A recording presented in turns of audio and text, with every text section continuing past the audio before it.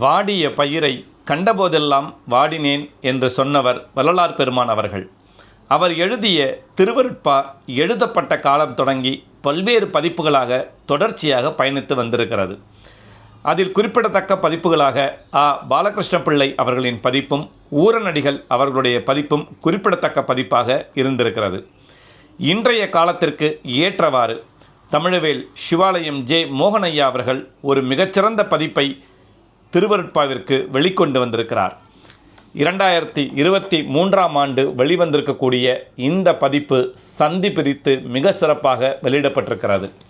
உண்மையிலேயே காலத்திற்கு ஏற்ற பதிப்பாக இந்த பதிப்பை மோகனையா அவர்கள் வெளியிட்டிருக்கிறார்கள்.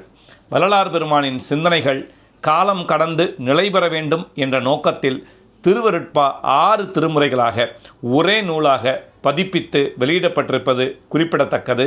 நிச்சயம் உங்கள் வீட்டில் இருக்க வேண்டிய ஒரு நூல்.